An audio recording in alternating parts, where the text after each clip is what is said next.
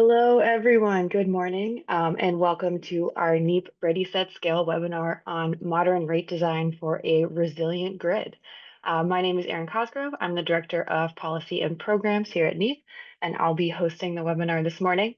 In case you haven't been to one of these before, the Ready, Set, Scale webinars are a series that NEEP produces just to focus on key innovations and mechanisms to scale equitable decarbonization throughout our region. And today we're going to take a look at rates. And this will both include a preview of some work that NEEP is doing on the rates in the rates sphere, as well as a discussion with some experts in the region so we can learn a little bit more about what's happening in Maine, Massachusetts, and Maryland. Next slide, please. Before we get started, I just wanted to highlight for everyone that this webinar is being recorded. And then also, in an effort to improve accessibility, we've enabled closed captioning, and you can disable this feature in the lower right-hand corner of your Zoom screen. Again, this session will be recorded and posted online for viewing. And then also, so you know, all lines will remain on mute, but please feel free to type any questions in the Q&A. And then we also leave the chat open for comments, discussion, and any collaboration. So don't be afraid to put anything in the chat and any questions you have in the Q&A. Next slide, please. Before we get started, want to make sure that you all know a little bit more about NEEP in case this might be your first time. So NEEP is the Northeast Energy Efficiency Partnerships. We are a nonpartisan nonprofit 501c3 organization founded in 1996, and we're one of six actually regional energy efficiency organizations, or RIOs. We each cover a section of states throughout the nation. And then NEEP specifically, we envision the region's homes, buildings, businesses, and communities transformed into efficient, affordable, low carbon, and resilient places to live, work, and play. And we do this through driving regional collaboration and sharing best practices and energy efficiency so the Northeast and Mid-Atlantic can lower energy bills, reduce air and carbon pollution, create jobs, and improve energy and climate resilience. Next slide, please. And here we have a preview of some of our state partners, and you can see our whole region and our footprint, as well as some projects that we have going on right now. Next slide, please. And also, we really would like to thank our allies, and the next slide will be our funders. But we really couldn't do this work without all of the support from these organizations, starting with our state partners, our allies on this screen. And then if we could go to the next slide, you can see our funders here. So thank you all so much for your support. And with that, next slide, we'll get into the meat of our discussion for today. So just a little preview of what to expect from today's call. I'm going to start off with a welcome and introduction and a little preview of NEEP's work. After this, we'll have three presentations, one on Massachusetts electric rates from Austin Dawson, one on Maine's heat pump and time of use rates proceedings from Kiera Reardon, and then a short overview of what's happening down in Maryland from Rebecca Postowski with Exelon. And then after that, we will be inviting all of the speakers on stage with us for a Q&A session. So as you might have any questions that pop up as the presenters go through their preview, please feel free to put them in the Q&A, and we'll be sure to get to them during the discussion. Next slide, please. Great. So first, I would just like to highlight some of the awesome things we've been working on at NEEP for the past 6 months, not weeks, months. We've been working on rate work, and so I'll give a little preview of what that is. But before I do, I'd also like to shout out that in addition to myself, Abigail Brown and Luke Miller on the team have really been instrumental in helping with this work. But next slide. So the work that we have coming up, we have two papers in the pipeline right now. The first is a look at customer rate design for a modern grid, how the Northeast can advance affordable modern rate design. This paper will examine competing priorities that regulators face in rate design, specifically under the 4 pillars of affordability, electrification, grid flexibility, and efficiency.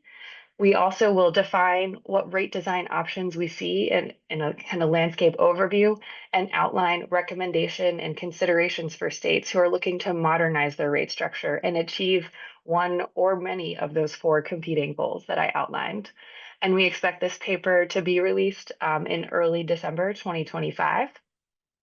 The next report we're working on with rates is rates to drive heat pump adoption, specifically looking at our region in the Northeast, which will include both the Mid-Atlantic and New England.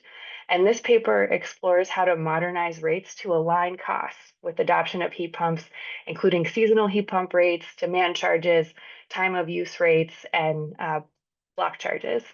It will also include a state-by-state analysis of operational costs for heat pumps versus natural gas and delivered fuels throughout every state in the NEEP region. And we're hoping to release this in January of 2026. Next slide, please. And then finally, before we get into our discussion, I just wanted to give a preview of what you can expect to see in our paper coming out in December 2026.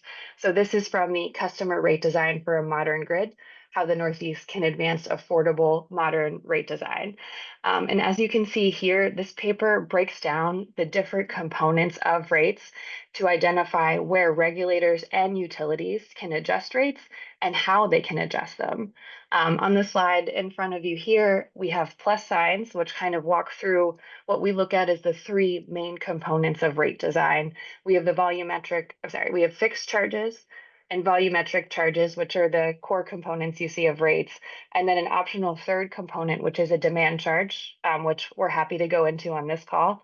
And then also, we think that there's kind of layers or additional options that states can include in their rate design in order to hit key goals. And so as you can see, we have rebates and incentives to layer on, and the paper walks through what those can do and what those components are.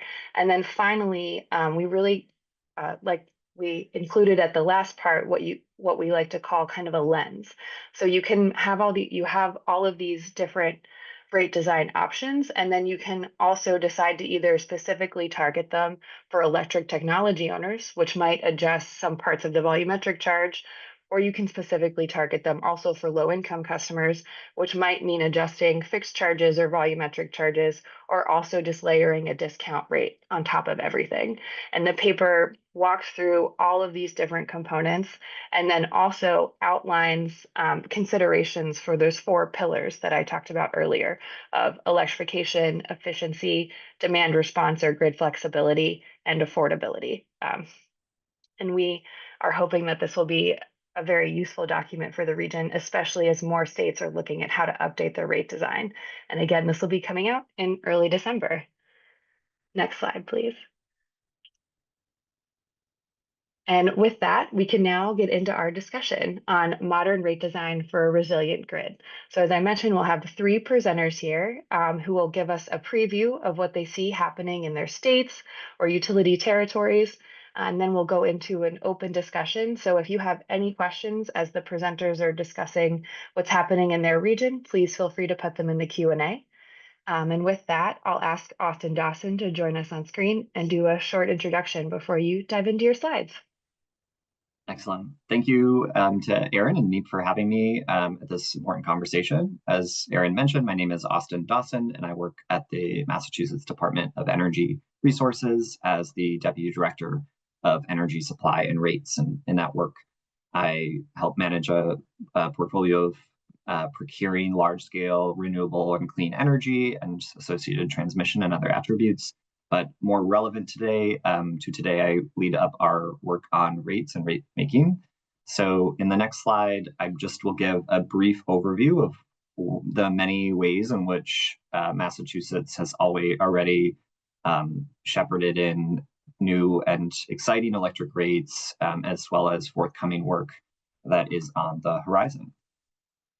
I'm still seeing, oh, there we go. So there's quite a bit on this slide, but that's representative of how much work we have going on in Massachusetts right now. So starting just quickly up at the upper left, the Massachusetts Electric Rate Task Force. This is a body that DOER has convened following an interagency rates working group, which I'll talk more about in the conversation as it becomes relevant. But that's really been a central body that has been advancing work on rate reform. We have low income discount rates, and one of our IOUs that actually already has implemented a tiered discount rate for low income customers who are eligible. We also have authority now via statute to initiate a moderate income discount rate. Electric vehicle rates, one of our utilities has one of those available.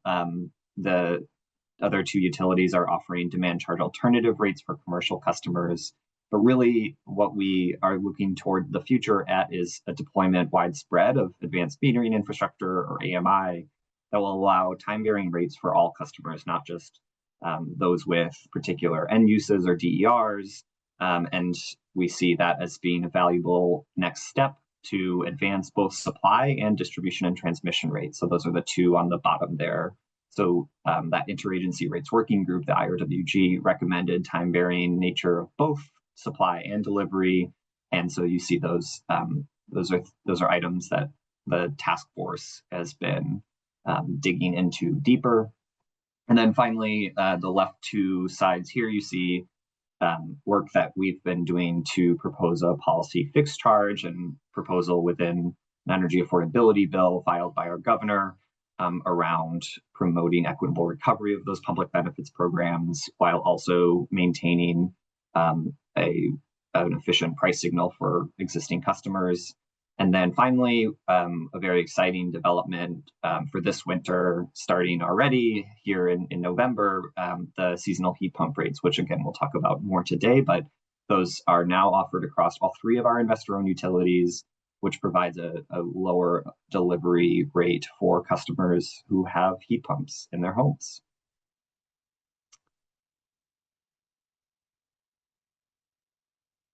Excellent. Well, thank you so much for that preview, Austin. And again, if there's any questions about anything that was mentioned, please feel free to put them in the Q&A. And with that, I will invite Kiera.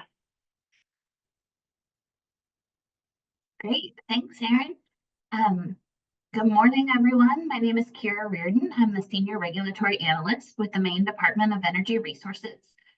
For those of you unfamiliar with our department, we were up until about 6 weeks ago known as the Governor's Energy Office. I'm excited to have been elevated to a cabinet level department. So many of the same faces working under a new umbrella for those of you looking for individuals who used to work in the Governor's Energy Office.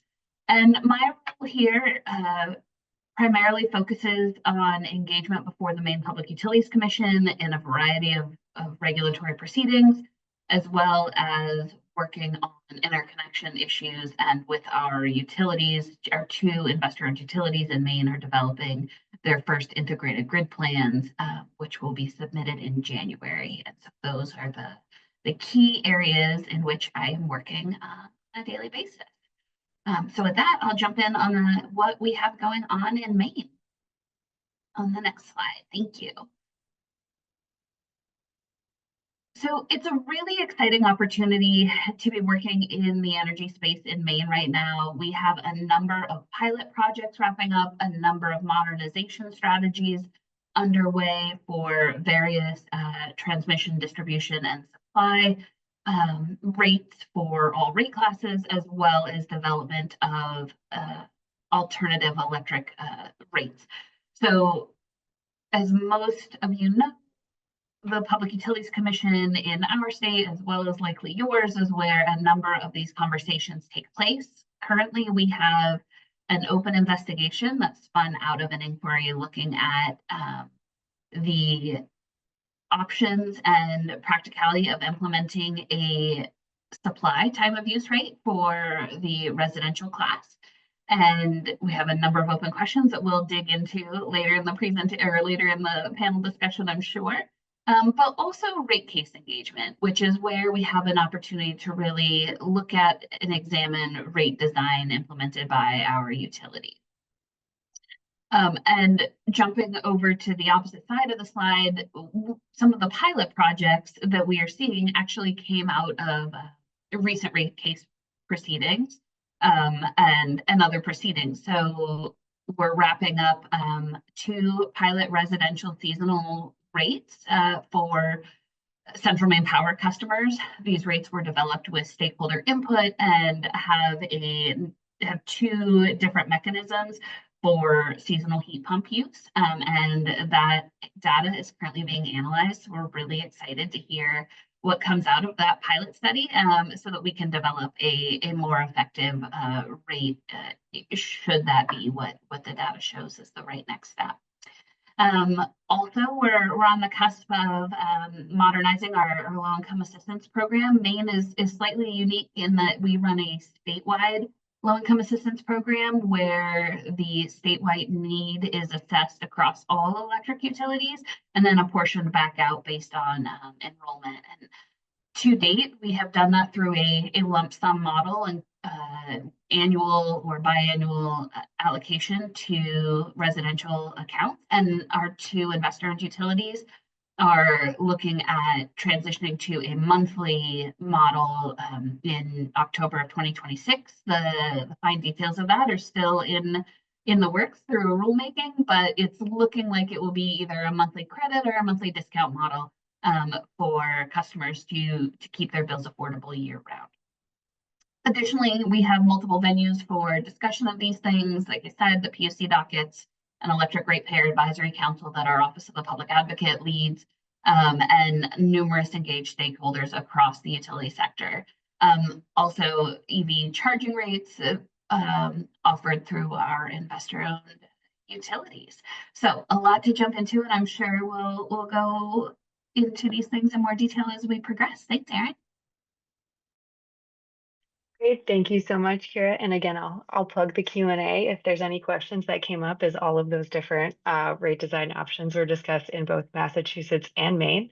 And to finish out our quick preview presentations, I'll invite Rebecca. Yes, good morning, everyone. My name is Rebecca Postowski. I'm a principal policy analyst here on the Exelon team. I'm based out of Baltimore, Maryland, and today I'll be talking to you all about Maryland's time of use and income-based rates with Exelon utilities. You can go to the next slide. So I wanted to highlight on this slide two areas for that we've had a growing focus on with our Exelon utilities in Maryland, particularly with income-based and time of use rates. So for income-based rates in Maryland, there was enabling legislation passed in 2021 that requires a limited income mechanism for eligible limited income customers. And beginning in 2024, a work group convened to start studying the model to develop that mechanism. So there were stakeholders from some state agencies, utilities, and consumer advocates that started discussing a series of topics proposed by the Public Service Commission to study, which I will cover later as we develop how they came to develop that limited income working paper and the final report. So below kind of just maps out the enabling legislation, the discussions that carried on for the past year. And then there was a recent final report that was issued by the work group summarizing the series of consensus and non-consensus items. And there was also a legislative hearing held just last week on those reports. And then we are expecting by the end of this year a commission order on those topics, particularly if it's going to be a % of income rate or if it's going to be a flat discount rate. And then for time of use rates in Maryland, some enabling legislation was the DRIVE Act passed in Maryland that would help provide price signals for customers for electrification on the system and reduce greenhouse gases during peak hours. So focusing just on the time of use rates under the DRIVE, but it also enabled VPP and storage as well. So the Maryland utilities did file plans, and then as of their July submission, there were 110,472 customers on time of use rates for residential. So these plans look to simplify our offerings, improve rate design, and then expand customer and education outreach to continue to grow customer awareness and participation on these time of use offerings. So in those filings, there were some modifications, and the commission did approve the time of use rates with modifications. The BG specifically adjusted the residential time of use rates to send a better price signals for customers. And then had they have a goal of 1,200 customers to enroll in those rates with an outreach plan over the next 2 years. But just wanted to just kind of highlight the 2 areas that are currently open in Maryland with the current rate proceedings, but Exelon utilities do offer a wide range of time of use rates too, but just wanted to highlight just these 2 in Maryland as I couldn't cover everything in one slide. So thank you for your time and looking forward to discuss further. Great. And thank you so much for that quick overview, Rebecca. And with that, I'll invite Kiera, Austin, and Rebecca to turn their cameras on and join us on stage. And I've got some questions to start us off with, but if anyone in the audience would like to ask any questions, please feel free to float them into the Q&A. But to start us off with, I'll pop over to Massachusetts with Austin. So you did mention that the interagency working group in Massachusetts has gathered kind of tackle the issue of rates and affordability. And I'm just kind of wondering, how has having this long-term dedicated focus on rate design helped kind of the state figure out what their priorities are, and what are some of the benefits of states designing and implementing these sorts of working groups?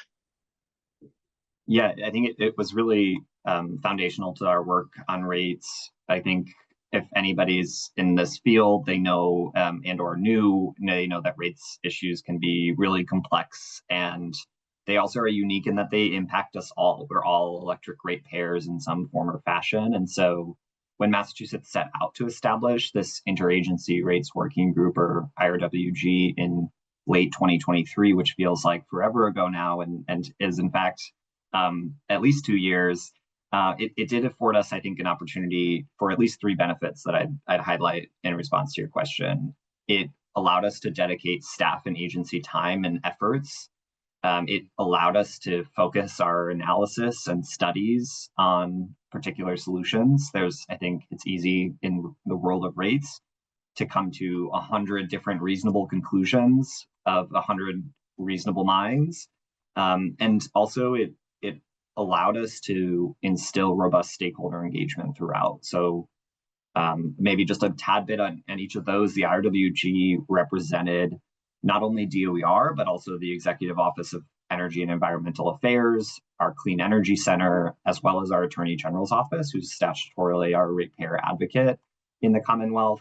And I kind of cannot understate how many staff hours, staff time, deliberations, and just a team of dozens of dedicated staff who have been working on these issues for the past few years.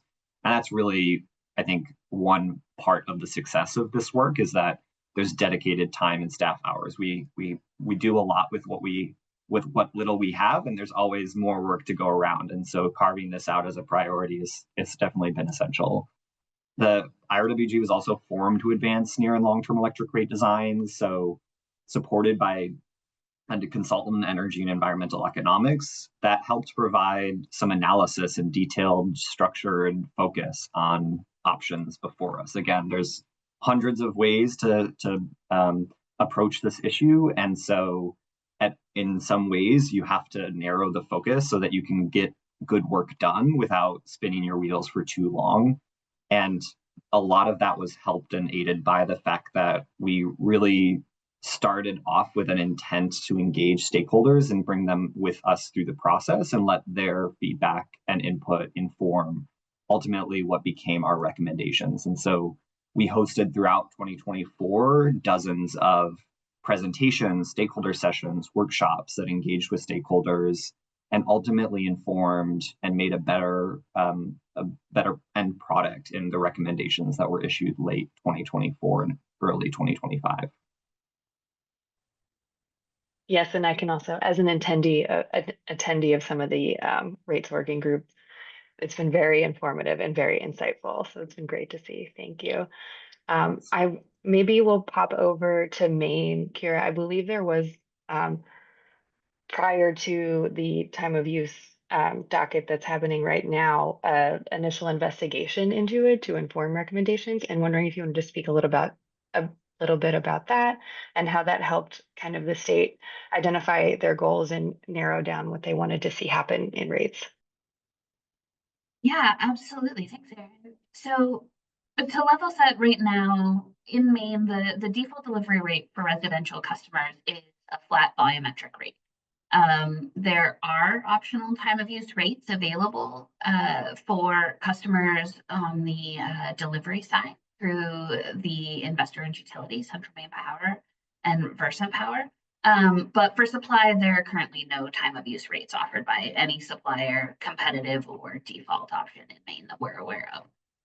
So initially, our Public Utilities Commission opened an inquiry and hired a consultant to help guide that work and examine rate design in other jurisdictions, looking at both time of use rates for delivery and for standard offer or default supply. And going through that process was really informative, as it allowed the consultant engaged to develop a set of, I believe, 28 recommendations about how time of use rates could be and should be designed and implemented. And so coming out of that process, the Public Utilities Commission has now opened an investigation, which is actually very similar in structure right now to the inquiry.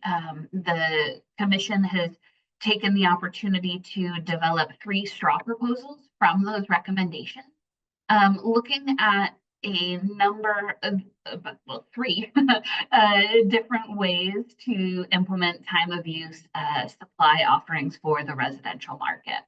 And so there are modifications there, opt-in, opt-out, rate differentials, those sorts of things, all sort of vary across those 3 straw proposals. And so now we're in the process of developing responses to that from all of the stakeholders, identifying what areas of the proposals speak to us or offering up alternative. So again, all 3 of the straw proposals on the table offer opt-out or opt-in approaches, all combined with a slow phase-in over many months and a key focus on customer education. And I'm happy to dig in more on that, Erin, if you want, or I can pause there. You've got the floor. Oh yeah, maybe we'll pause there and definitely come back to the topics that you brought in, that you mentioned. And to wrap up our questions on working groups, and then I think we'll dive into a little bit more about supplies. Rebecca, I was wondering if you could talk a little bit about the working group in Maryland that was put together to come up with the limited income mechanism, and how that really helped to inform final recommendations for the report. Yeah, definitely. So the work group, I mentioned, they discussed the topics that were proposed by the Maryland PSC, and that was driven again by the regulatory statute and the DRIVE Act to provide a standard mechanism that can apply to all ratepayers across Maryland, and that can apply year-round for those income eligible customers. So in the work group meetings, they were held typically on a biweekly cadence.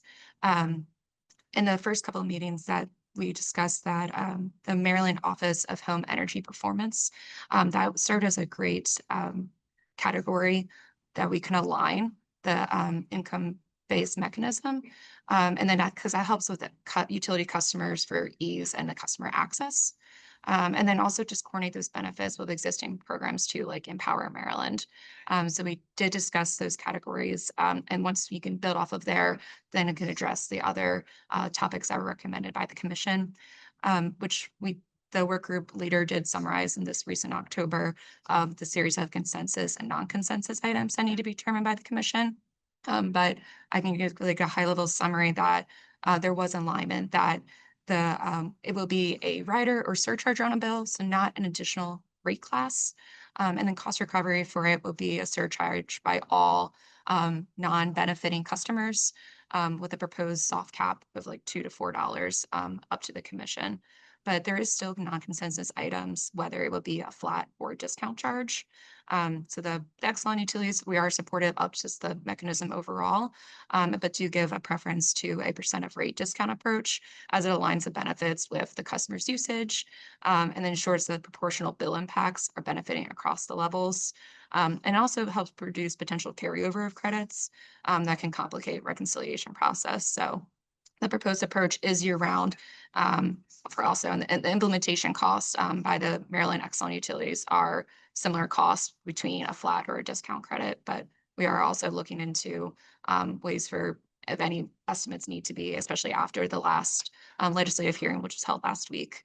And then also that there is still non-consistent items of the cost allocation between resi and commercial customers. That's up to the commission how that be allocated.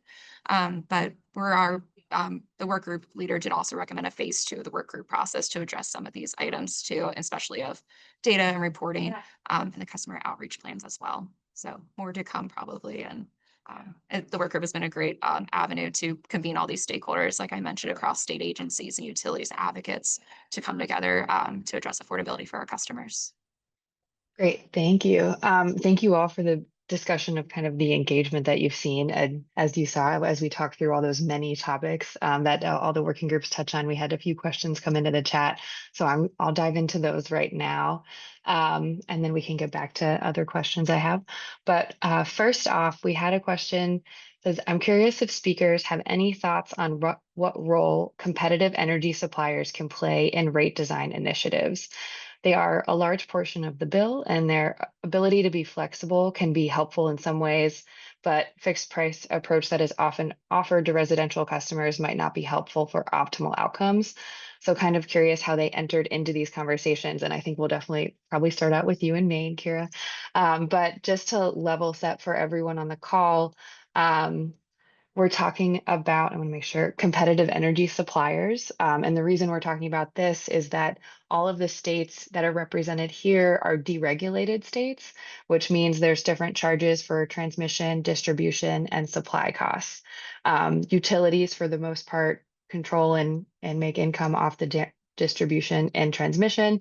And then there are competitive energy suppliers who can provide energy to customers, or customers can choose a default energy supplier, which is their utility. So I wanted to just cue that up quickly, and Kiera, feel free to correct me if I missed anything. But how have you approached that conversation in Maine? Yeah, thanks, Erin. So as you said, Maine is a deregulated state and has had an active competitive energy market for probably almost 20 years now. And a lot of lessons learned along the way. I think going back to the prior conversations, one of the really important things that was done when that market really started to become more robust was a working group between the competitive energy suppliers and the utilities to develop a billing portal to allow consolidated billing. So the majority of customers who are with a competitive electricity supplier in Maine still only pay one electricity bill, which is helpful. So we have everything on one bill that goes rather than receiving a separate bill for your supply. I think that's really important from a consumer protection standpoint. But one of the things that I think has been interesting is we have not seen as much innovation in the supply side as we had expected early on. There's currently nothing in law or rule that prevents a competitive supplier from developing a time of use offering should they choose to do so. We had a competitive electricity supplier come to the state agencies about 7 years ago with the thoughts of developing a time of use offering. And then they went through some corporate restructuring and that idea never came to fruition. So I think there are still some challenges to be overcome with the way our AMI is deployed in Maine and the actual billing system limitations of understanding what time energy is used. We understand that while our two largest utilities now have deployed AMI meters, there may be some battery storage information or some billing system updates that need to be undertaken. And that's what we're looking at in the investigation currently, but may need to be undertaken to really develop a time of use supply offering either from a competitive standpoint or from a default offering. So I think the door is open, and I think the billing system I think the billing system portal is there for that, but there may be some more structural systemic issues that we need to overcome to see that happen. But I will say that about 90% of the residential market in Maine is with the and about 10% is supply. And that's been the case for about a decade now. Thank you. Austin, can I pass to you for any reactions from Massachusetts to that question? Sure, absolutely.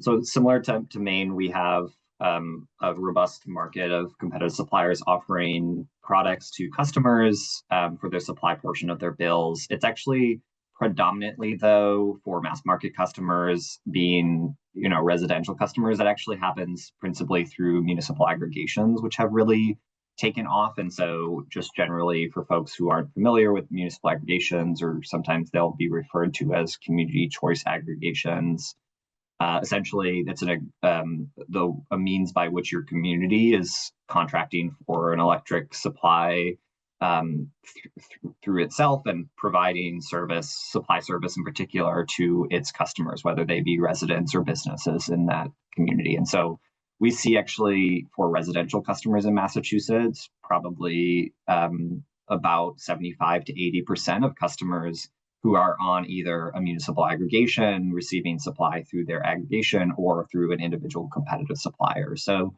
with respect to thinking about how more advanced rate design can impact the supply side of the bill, I think absolutely our interagency rates working group recommended time-varying nature for supply.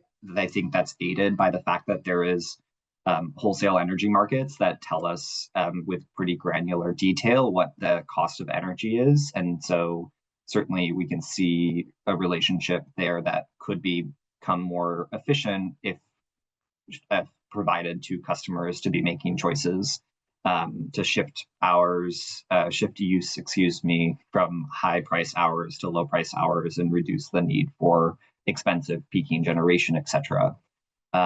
As far as those suppliers providing those mechanisms, one of the limitations in Massachusetts has been mass deployment of advanced meter infrastructure and then access to that data in a way that makes economic sense or business case for the supplier.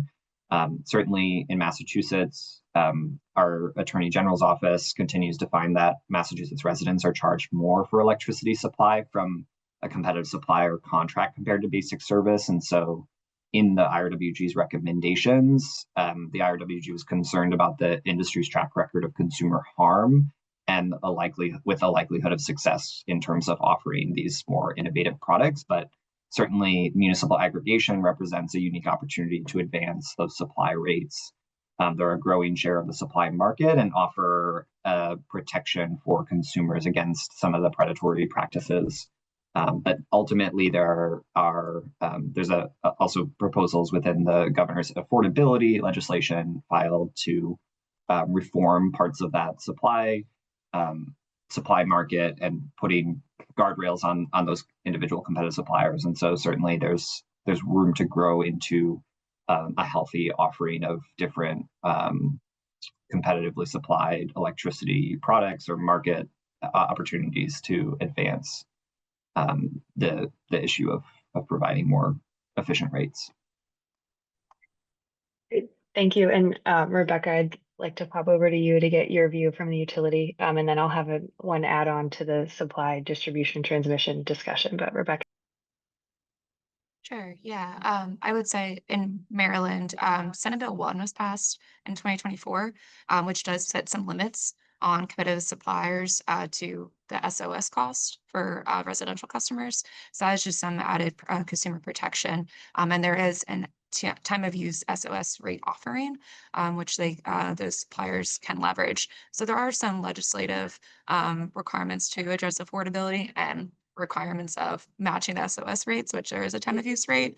But there is a potential for additional policy solutions.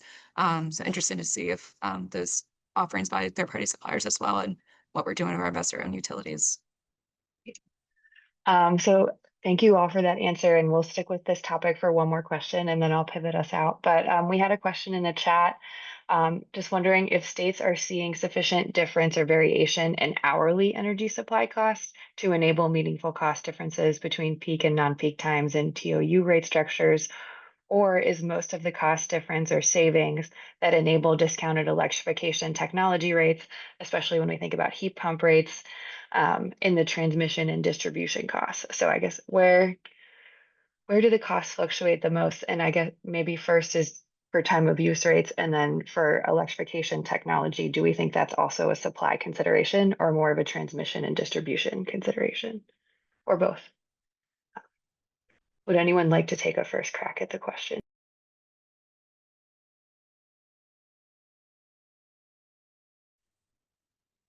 Maybe Kiera, I might pass it back to you to start us off. Thanks, Erin.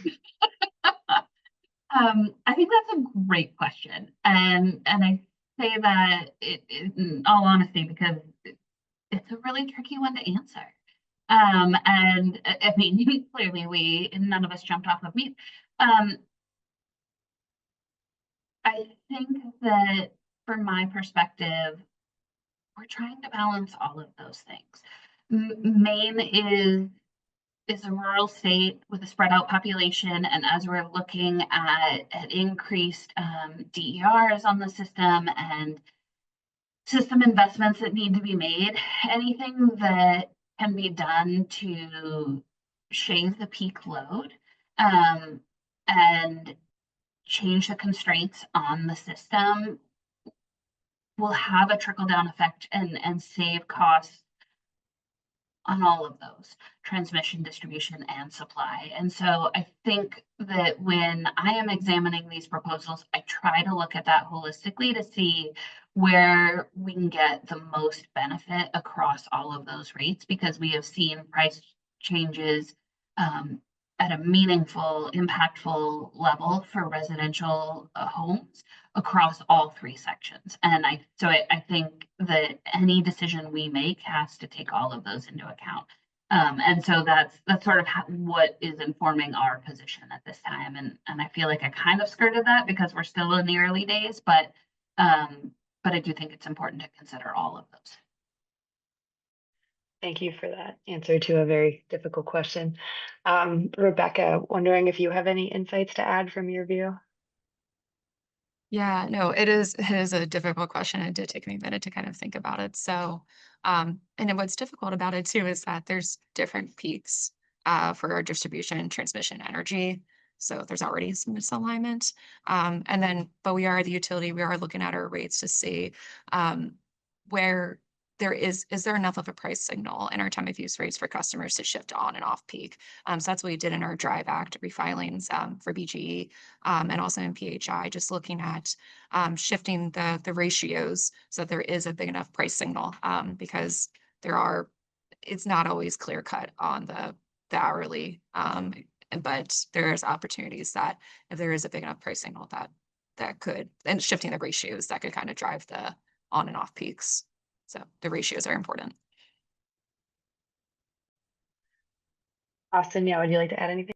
Yeah, I think I just would maybe add that it for the supply conversation, I think it just depends throughout the year, right? In shoulder seasons, in springtime, and then even in fall time where we see a lower load, the price differential maybe isn't all that strong in terms of wholesale energy prices that are pretty similar to what they are across the hours of the day. Whereas in the summer, where we have our peaks have been occurring in New England now for quite some time, the spread can be quite significant, right? Hours outside of a 3 to 8 p.m. or a 4 to 9 p.m. can be on average a LMP or locational marginal price of $30 a megawatt hour, while the peak during those hours can be upwards of 70, if not higher.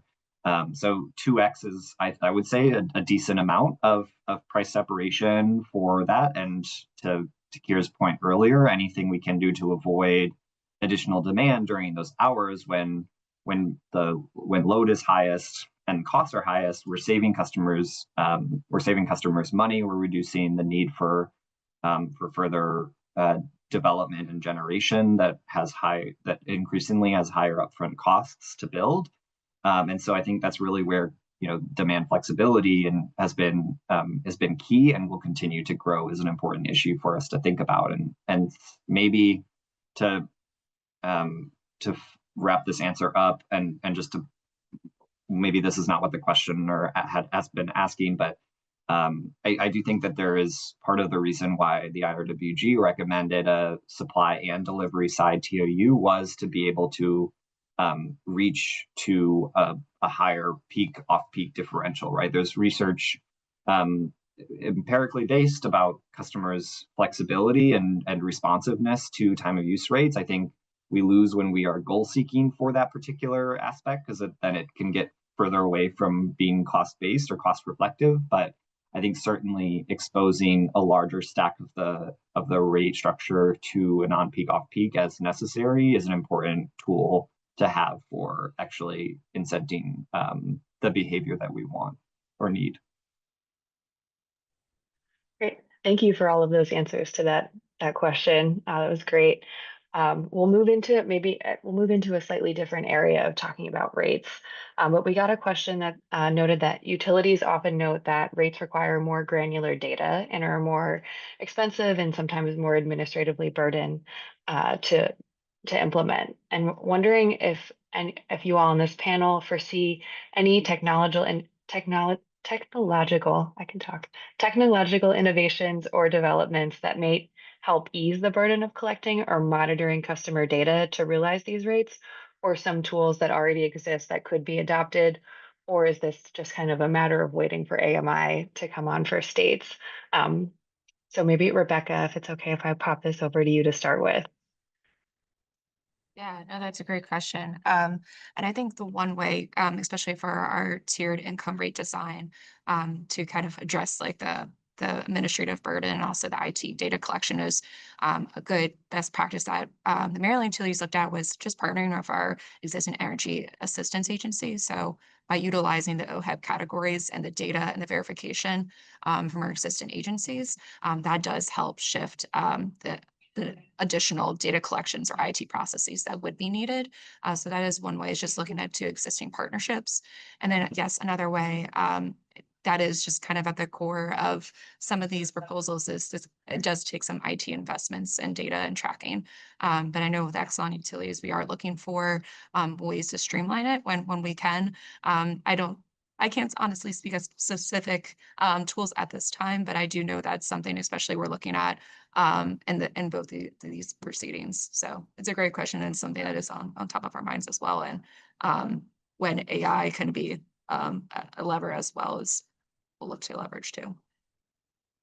Thank you. I'll pass it over to Kiera to see if you have any insights from Maine. And then Austin, I'm going to come to you and add another question to it.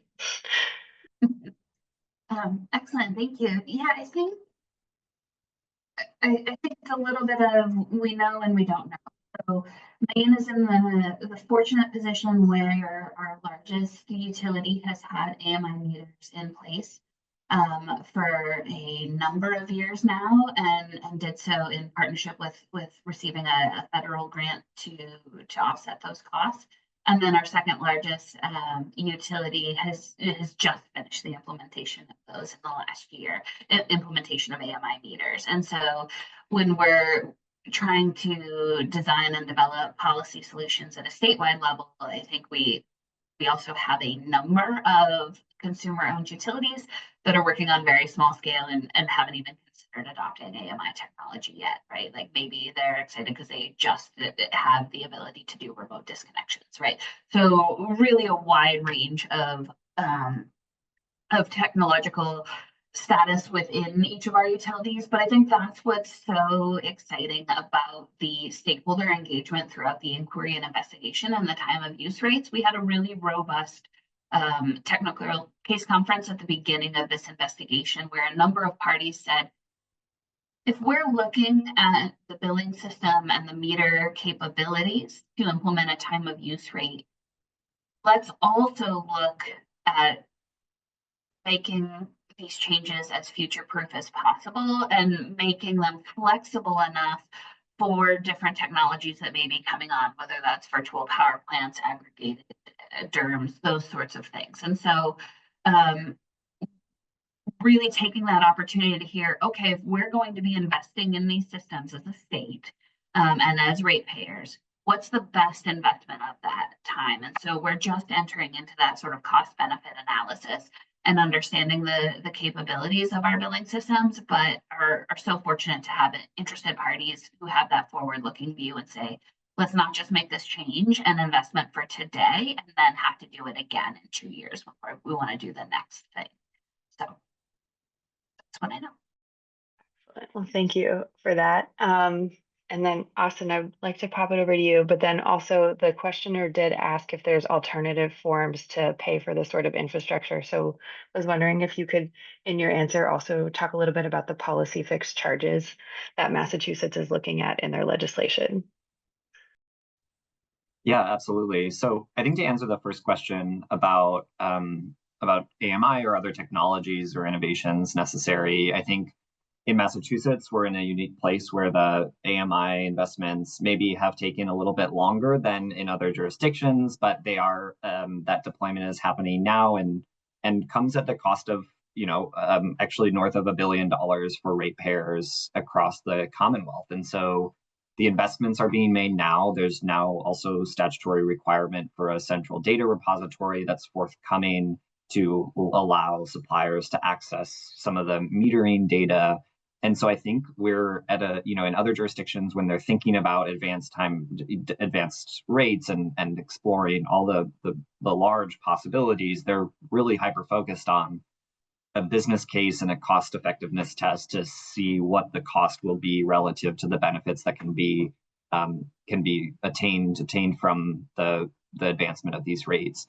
And I think in Massachusetts, we're maybe on the other side of the coin where we've made these investments, and now it's our responsibility as stewards of ratepayer dollars to ensure that we're doing everything we can to make them as cost effective. And part of that has to be the use of advanced rates to lower system investments, defer or avoid capital investments in the system for the benefit of ratepayers. And so I think we see a suite of both technological hardware and software tools and suites that are coming online in the next few years for Massachusetts customers that will be really transformational in being able to provide those benefits to customers, and not even to begin to speak about third-party solutions that really do, I think, change the game as far as implementation. I'd say it's not novel or unique to be talking about time of use rates. I think many people in this industry have probably been talking about this for several decades ad nauseum. And I think we're one of the reasons why we're at a different pace, and there seems to be a new clip of jurisdictions adopting time of use rates, especially those even pursuing default opt-out rate offerings, is really because we've had an advancement in technological offerings. We had 3 actually unique companies who provided a demonstration of that to the task force from Sense, from Oracle, and GridX, each showing exactly how simple these complex issues can be made when partnering with the utilities. So there is a lot of granular data. It is and can be expensive, but I think the cost curve is coming down quickly, and this is where a lot of that innovation can take place. On the policy fixed charge part, this was something that the IRWG initially recommended and has been a topic of conversation as well in the task force.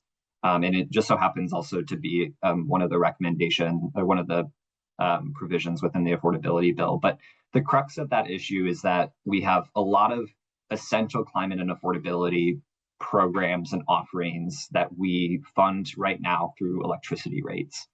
And in principle, that acts as a levy or a tax on electricity, which doesn't necessarily make as much sense when we're trying to incentivize that as an end use, and particularly as one that is most efficient. And so part of that idea is about right-sizing the cost of electricity by taking away the volumetric disincentive for using electricity by assessing a fixed charge where you can't access funds outside of electric ratepayer dollars, right? If you can't get federal funds or state funds to offset those costs and fund these important critical programs, the second best situation is potentially charging a fixed charge for this. So this would be an example of this would be for the low income discount rate. When we provide these discounts to customers, it's a public benefits program.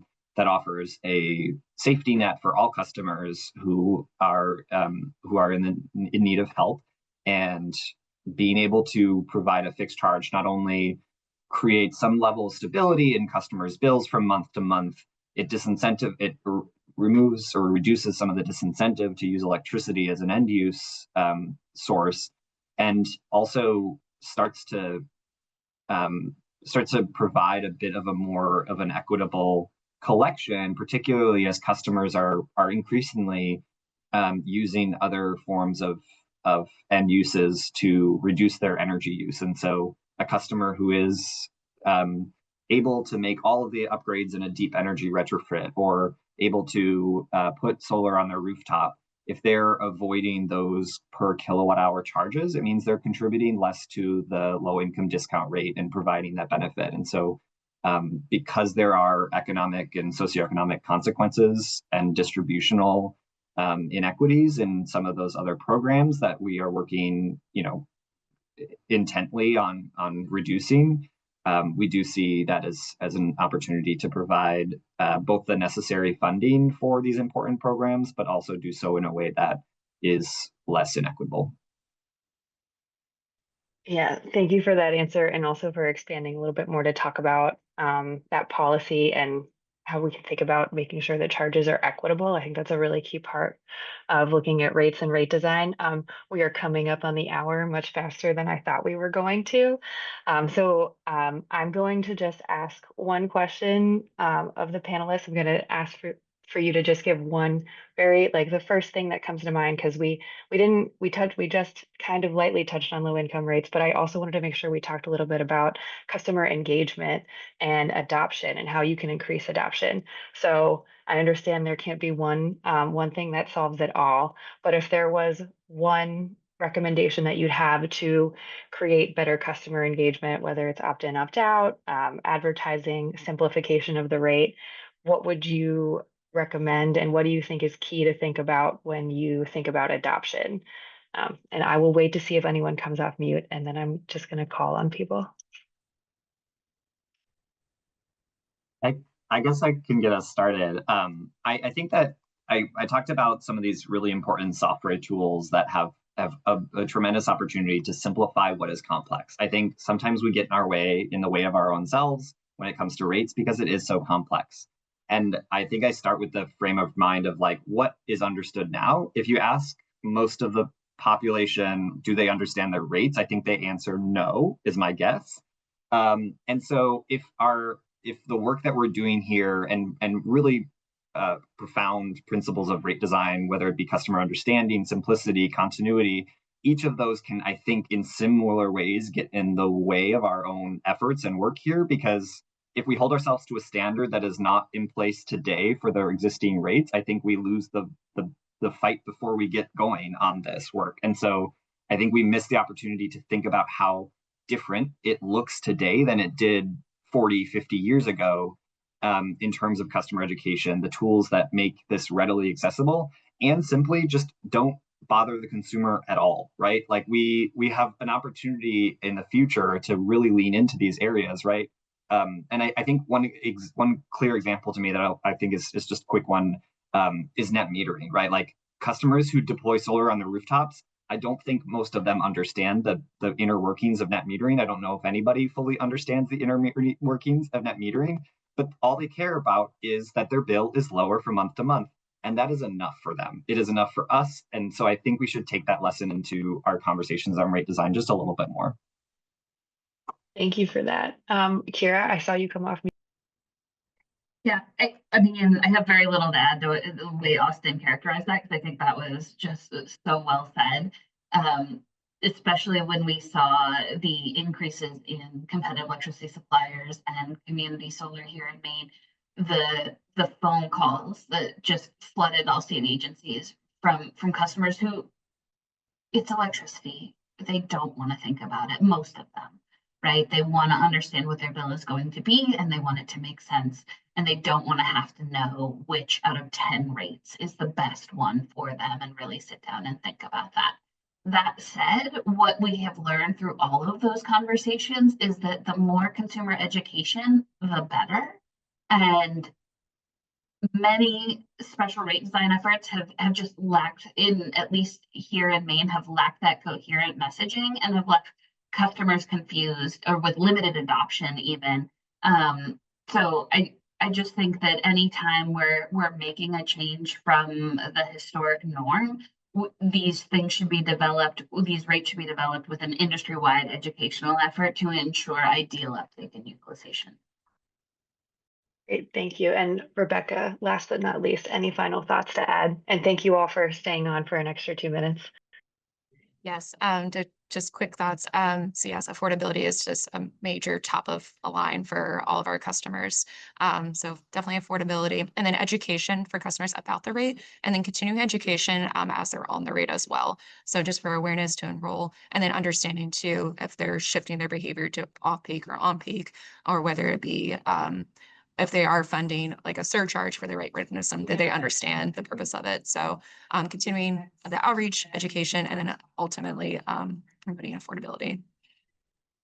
Excellent. Well, thank you all so much for those questions and for answering all of the questions that came our way. And thank you to all the attendees today.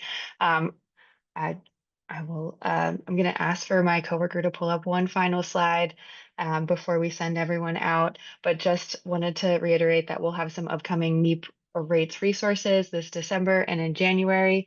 And to close us out, just want to thank the panelists so much for that great discussion. We did not get to all the answers, but we'll be sure to share what reports we can in a follow-up email, and we'll check with the panelists just to see if we can share their contact information for any questions that might still be outstanding. So thank you all so much.